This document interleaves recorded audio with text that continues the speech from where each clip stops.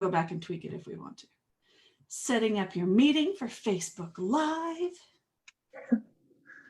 You're gonna have to teach me how to do all this. Oh, it's been kind of fun. Awesome. Let's see. And there it is. Okay, so we're good to go. So hey, everybody, Dr. Melissa with Grace Integrative Medicine. Don't know if you can tell, the background looks different, doesn't it? I got a stand-up desk. I'm trying to work on my personal self-care too. So I got a stand-up desk and doing fun stuff. So we've talked a little bit about exercise and all before, and I mentioned yoga and then very quickly realized that I don't know enough about yoga. So instead of me trying to do it, I have my friend, Linda Patterson, here with us. And just to be completely transparent and all, Linda owns a wonderful studio here in Easley called Integrative Yoga Therapy. That's also where my practice is. She's been sweet enough to allow me to use one of her rooms to see my clients and all. So if you wonder how we got connected, it was when I started doing yoga with her, and we've been friends ever since. So this is just going to be kind of our chatty about yoga. So Linda, how did you get started in yoga? That's a good question. It's been a long time now. I think it's been about 15 years. And my husband did yoga when I met him, and I used to make fun of him, and I thought it was a funny thing. And yeah, so I was one of those people. And then I wound up having a surgery on my heel that took months to prepare for, and they tried all kinds of things. And then after the surgery, it actually was worse than before the surgery. So by then I was really out of shape and had put on a ton of weight, and I was a pretty miserable person. So I thought, maybe I'll try that yoga stuff. And I started going to some classes, and little did I know that it was going to help me with a whole lot more than just my heel. It helped the heel situation, but it also helped the head situation, which I had no idea yoga could impact your stress levels and, even depression and anxiety and all that kind of stuff. And I had asthma. I was on a few inhalers a day. And within 9 months of practicing yoga regularly, never touched an inhaler, unless I've got bronchitis. But it's been years and years since I've used them preventatively. So my yoga breathing has kind of taken the place of that. So that's been good. It helped me manage blood pressure. So I was pretty much a little bit of a mess health-wise. And the longer I did it, the more things I saw come up, body image issues that I've struggled with my whole life. That it helped out when all of a sudden I started to feel some more strength in my body. But I'm here to tell you, you do not need to be strong or flexible to start a yoga practice. That's the benefits of the yoga. But a lot of people in their head say, I can't do yoga because I'm not flexible. And that's completely backwards. You do yoga because you're not flexible, right? Mm-hmm. And you gain the flexibility by doing the yoga. So yeah. That a really good point. I know I have done yoga off and on over several years. And when I start back frequently, I always end up overstretching and hurting myself because I do before or yesterday, I could stretch and get to this point, and this is what this pose looked like. But then today, I can't get there, even though I should be able to get there. So I'm going to make it go. And I end up hurting myself, and then I walk away from it for a while. So any suggestions about that? Yeah, that's common. And, part of the process, part of the journey of becoming a regularly practicing yogi is that you get to know your body better. You learn to respect the feedback and actually hear the feedback from your body, because many of us get started. I was on the top of this list where you get started and you're so out of touch with the subtle messages that your body sends, and you don't know how to interpret them, and you don't know what to do with them. So you just ignore them and listen to the teacher. And in some settings that can get you hurt. When I teach yoga, I joke all the time about this, but one of my favorite words when I teach is the word maybe. And in everything we do, there are a lot of maybes. Maybe you'll do this. Maybe you'll do it like this. Maybe you'll do this today. Maybe you'll do something different today. Maybe you'll take it a little further. Maybe your body's telling you to slow it down a little bit today. And, when you can start hearing those maybes as even level options and not trying to find out which one is the hard one that you think that you need to be striving for, that's when you really have become a regular yoga student that gets the practice. Awesome.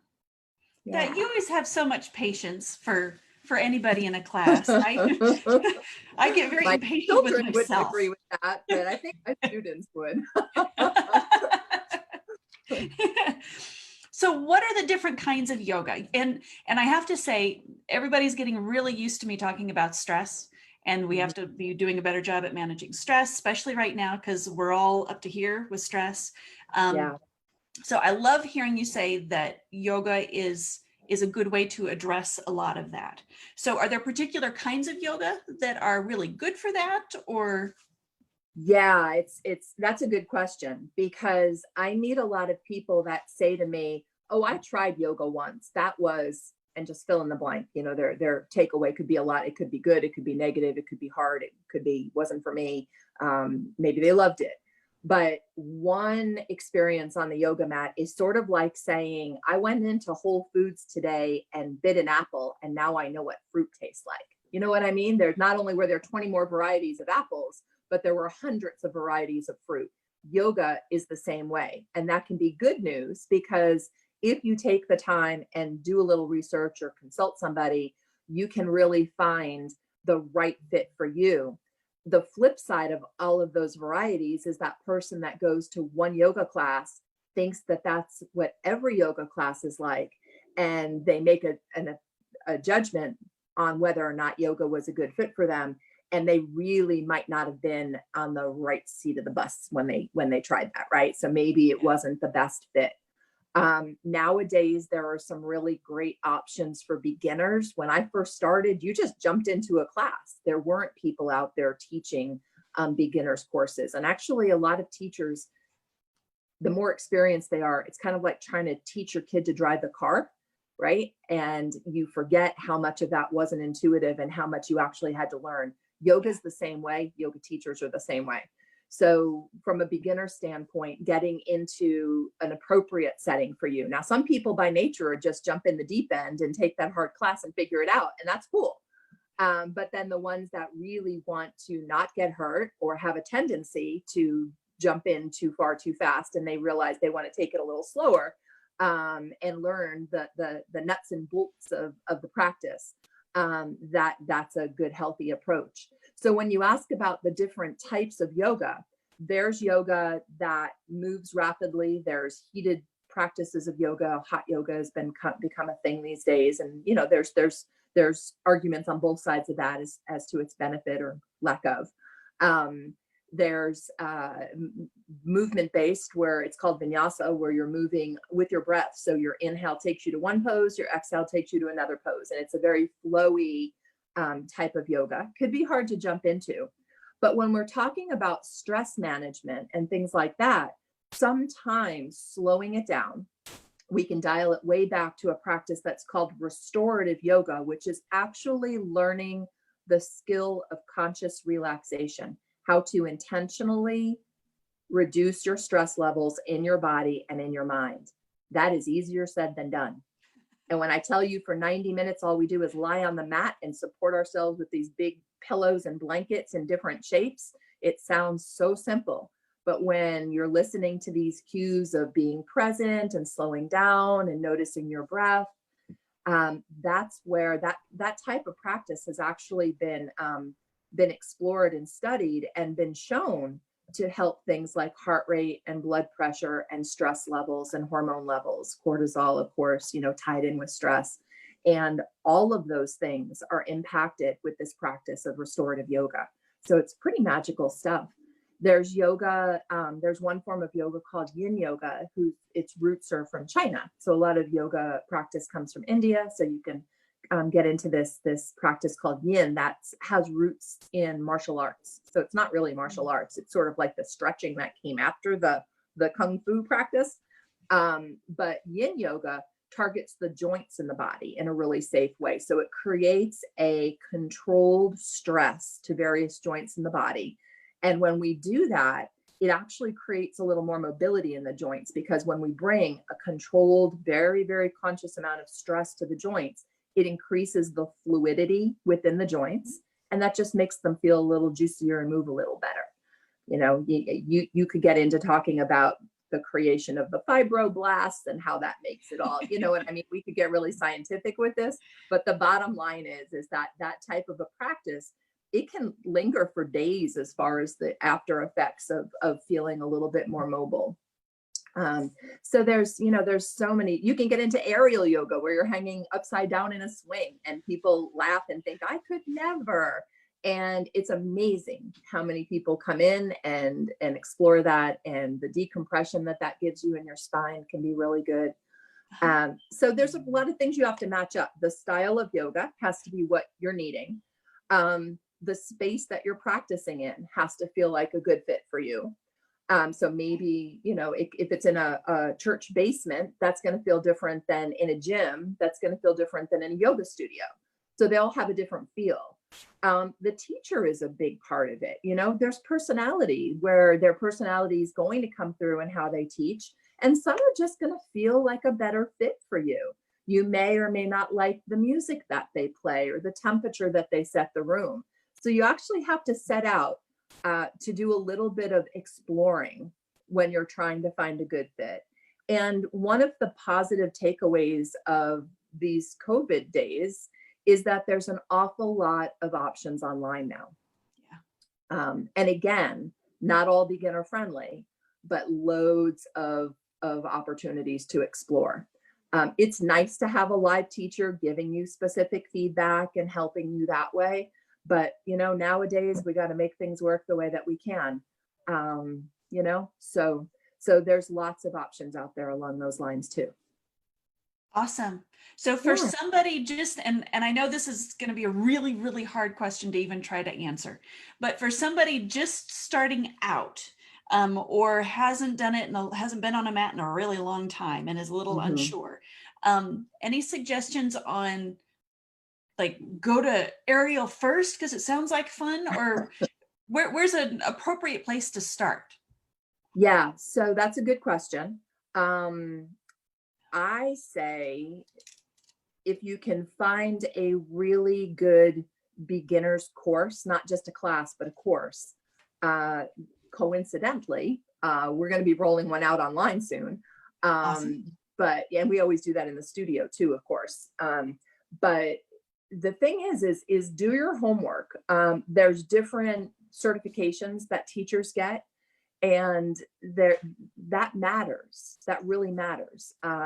Especially if you're in an older body or a bigger body or an injured body, you might want to search out a yoga therapist that has a lot more experience in dealing with those kind of things. If not, the more experienced the teacher oftentimes will lead you into a safer setting. Not all the time, but most of the time. But reaching out and searching out for something that might be a little more therapeutic or a little more beginner friendly, or even something that seems like a little more tutorial based. Okay. Yeah, but that's the interesting thing about it, is it all depends on who that person is. You know, my first or haven't been in yoga in a long time, perfect scenario is probably different than yours and everybody else that's joining us today, you know, and it's based on so many different things. So what happens a lot of times is I have a student come in and they're like, oh, I brought my best friend, she needs this. And it's not always the right class for the friend. And it's really difficult to say, well, that's nice, but she probably should have come to the gentle class, or, you know, while you're in the gentle class, your friend really could have jumped in at this other level. So it's a personal thing. It's not so much a bring your buddy to class kind of a practice. It's nice to expose people to it, but the perfect yoga for you might not be the perfect yoga for them. Yeah. Yeah. Great point. You mentioned yoga therapy. Tell me about yoga therapy. How is that different from a yoga class? Yeah, so it has a lot to do with the background and the training of the teacher. So there's years more training that goes along to become a certified yoga therapist. And there's letters that come after everybody's name, just like in the medical world. And you want to make sure you're finding the right ones that says this person is certified by IAYT, and that just means that they've gone through a lot of thorough training. And yoga therapy can be practiced one-on-one. So maybe you come into a private setting with that teacher. Yoga can be done that way too. So it might be one-on-one. And if you've got issues or you're apprehensive or you're nervous, that's always a great place to start. If you can do that, is to start with a couple of one-on-one sessions. And it might be that that's your thing and you love it and you stick with that and you never want to go to a group class. I have people like that. And sometimes it's like, okay, I think I want to take this class. I want to start it in a month. Just teach me some things so I feel comfortable. Mm-hmm. And then a lot of times with the yoga therapy side of things, I just finished PT for my knee replacement, or I just had shoulder surgery, things like that the yoga therapy, it's actually what I hear a lot is when people come in for yoga therapy sessions, they say, this is just like my personal PT, but you do talk a lot about breathing. And I'll say, yep, that's pretty much the difference is we do the same stuff and we add the breath work. So it is very similar. So what's the importance of the breath work? Good question. So people think of yoga and they think about yoga poses. And the truth of the matter is yoga is this big umbrella that has 8 components to it. Those physical poses are only 1/8 of the whole picture of yoga. The breath work is 1/8. They're equal. So you start to learn breathing techniques. There's breathing techniques that can heat you, that can cool you, that can energize you, that can calm you, that can focus you. The breath work is amazing. And you can sit down, spend 45 minutes in a chair on the floor, focused on specific breathing techniques, and say, I just had a yoga session. It counts. Mm-hmm. And I just define it as the breath work is what differentiates yoga from a fitness class. Yeah. It's really important for a lot of different reasons. Of course, oxygenation of the cells is one piece of it, and a little more scientific piece of it. But when we get into the central nervous system, one of the side effects of stress and of being on that edge of fight or flight for many hours of our day is that the breath becomes short. There's symptoms of stress that show up in the breath, right? So people see that as a one-way path where when I'm stressed, this is how I breathe. What they don't understand is that's a two-way path. And if I consciously change the way I breathe, it reverses down that road and affects the central nervous system and the other stress symptoms in our body, like the heart rate and the blood pressure and the cortisol and the hormonal things and the feelings of stress and the muscle tension. The breath can literally reverse those symptoms of stress. It's amazing. That I know in a lot of my integrative medicine training and all, and especially working on the mental health stuff or the stress pieces, everybody always says, okay, so you need to do these different kinds of breathing things. Nobody ever says it's yoga, and I'm not sure it's necessarily the same, but it's still tying into that, the power of your breath and that conscious relaxation that goes along with it. If you can pay attention and take a breath and actually expand your entire chest. It's just amazing. That's cool stuff. Yeah. See, you know a lot more about yoga than I do. Which is a good reason why you're the yoga teacher. Well, what else do you want to share, Linda? Was there anything else on your mind that you just really wanted to make sure you had a chance to say to everybody? Well, I do these kind of talks a lot, like for different groups and stuff around town. And you can talk all day long about yoga, but until you actually can experience it, it's not the same thing, and it's really hard to grasp. And people think that that means they have to wear uncomfortable clothes and get on a yoga mat and have special stuff and be in a space that they're uncomfortable with. And sometimes it's just like we were talking about stress management. You want to do some yoga with me? You don't have to, you're standing already, but yeah. everybody else, they can stay seated. I'm seated right now. Okay. I'm in. Yeah. So what I want you to do is just try to feel like your shoulder blades are being brought back a little bit more. So we're a very slouchy society. So what I'm saying is try to take the slouch out, right? So you can picture that by picturing your chest coming up a little bit. You can feel the weight in your shoulder blades a little bit more, maybe. Try to keep the neck long. So if you have a habit of slumping your head forward, feel like you pull the back of the head back. So you're sitting up a little bit taller. Everyone else join us here. And then close your eyes for a moment and slow your inhale down. So find the longest, slowest breath that you can find. And when you get to the top of that inhale, don't be in a hurry. You can pause there for a moment. And when it's time, slow and steady, breathe that breath out through your nose or your mouth. And find a couple of more breathing in and out, just like this. Slow it down, fill those lungs, feel your belly move. And when you have to, breathe back out again. You can make it sound like a sigh.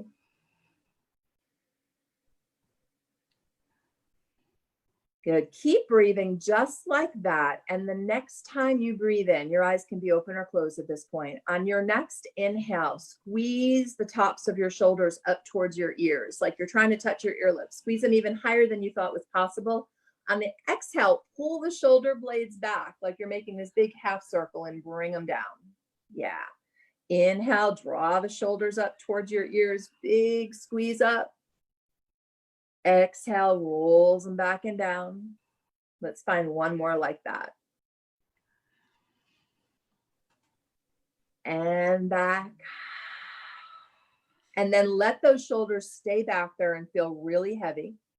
On an inhale, raise your chin towards the ceiling as much as you comfortably can. You're looking for a little stretch through your throat. And on an exhale, bring your head back to a level, neutral position. Good. Let's do one more of those. Inhale, reach the chin up. Exhale, back to a neutral position. And then tilt your head to the right. So you're lowering the right ear towards the right shoulder here. Not tight at all. No, not tight at all. I like to add a little nod. So it's like yoga multitasking. So your head's tilted to the right and then you nod your head a little bit. Can you feel that in the left side of your neck? Oh, yeah. Mm-hmm. Oh, yeah. Yeah. This is the stuff, even when I teach it in class, I'm like, why don't I remember to do this throughout the day? Yeah. And then on an inhale, you could even use your hand to help if your neck is sensitive. Raise your head back up. Bring a little bit of movement in to stabilize things. That's always important. And then we'll take it over to the other side when you feel ready, lowering the left ear towards the left shoulder. You're looking for a stretch in the right side of your neck. If you're really tight, what happens is your right shoulder travels up. So try to keep the shoulders level and just the head tilts. Maybe you add that little bit of a head nod.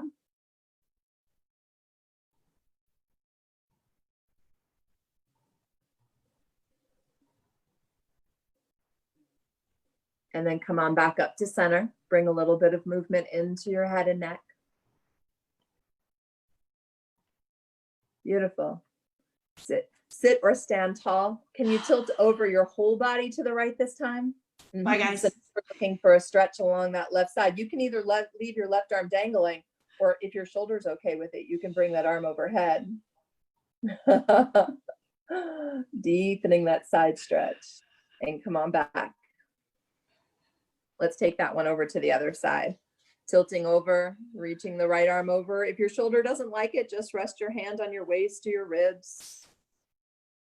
Breathing.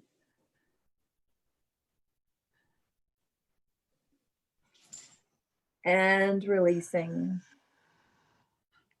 And moving around a little bit and seeing how that feels. It's easier to take a deep breath. That's nice. Yeah, for sure. So, there's this stigma out there that for yoga, and media helps this an awful lot, that the image is that you have to be young and thin and white and flexible and wear really expensive clothing to do yoga. And that can't be further from the truth. I mean, everyone that doesn't fit that description are the people that need yoga even more than those that do fit that description. And if you look, there are styles of yoga and teachers of yoga and spaces that offer yoga that are exactly what you're looking for. And Awesome. don't feel like you're not a yoga person. Everybody is. And the less we fit that mold, truly, the more we benefit from it and the more we can get out of it. So I go through life really trying to break that image, because, and then they walk in, what happens a lot is people walk into my studio, and when they find out I'm the teacher, they're like, oh, you're the teacher? Because I don't look like what they think I'm going to look like. I'm older, I'm bigger. And that's not what they had in their mind. It was going to be a skinny little scary teacher that starts class, in a headstand. And Yeah. that's not real yoga. And that's one of the things that has always attracted me to your studio is the yoga for everybody. Mhm. So it's for everybody, but then it's also literally for everybody. And Right, whatever you look like, whatever you stretch like, any of that. And I right. always found that very gratifying and helpful to get me over some of my image issues and my poofy belly and the thing that won't stretch Yeah. the right way. And so, When new people come to class and they look around, initially they look around and they're expecting to see everybody in the room doing exactly the same thing, like a aerobics class. yeah, And you can see them get more relaxed and at ease when they look around and realize nobody's doing exactly the same thing. Everyone's doing it the way that they hear it and see it and feel it. And that is the good stuff right there. yeah, That's the stuff that works for us. Yeah. Yeah. cool. Cool deal. Well, Yeah. so Linda is at Integrative Yoga Therapy, and she's in Easley, South Carolina. But then, Linda, like you mentioned, you've also got the online stuff right now, and I'm Yeah. We've not. got a whole new a new thing going, and it's called Yoga Vine, and it's so new that it's actually not out there yet.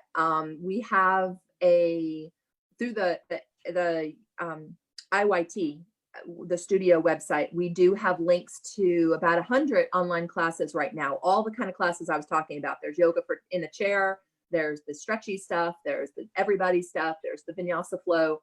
And that's actually membership based. You can get a membership or just pay for a day.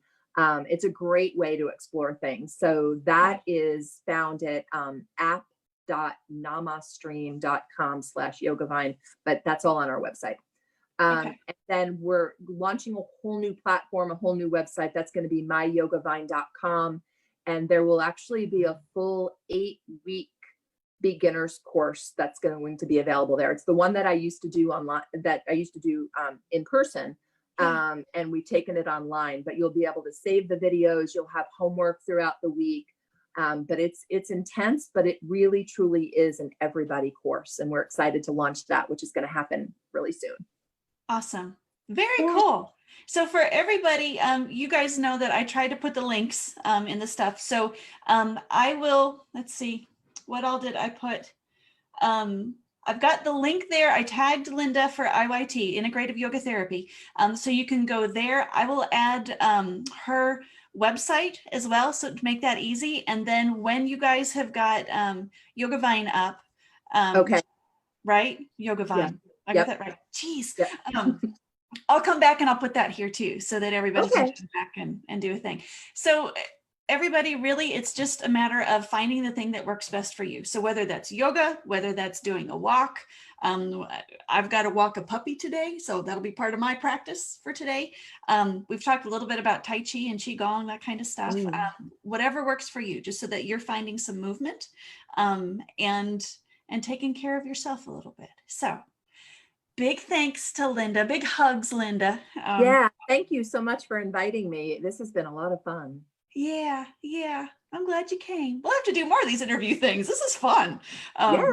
So, and just like always, everybody, if you've got questions, got comments, throw them in the comment stuff. If you're not comfortable with that being out in Facebook land, then just shoot them to me privately, or you've got Linda's stuff now too, if you want to shoot her a question. But she and our buddies will communicate if you've got something that is best answered by her. So I think that's today. Look at that. We went for over 30 minutes. Wow. So cool beans. Well, everybody, know that I think about you a lot, and I hope you take care of you today. So I'll see you tomorrow at 11:30. Don't ask me what the topic is. I don't know yet. So we'll figure it out for tomorrow. Bye, guys. Bye.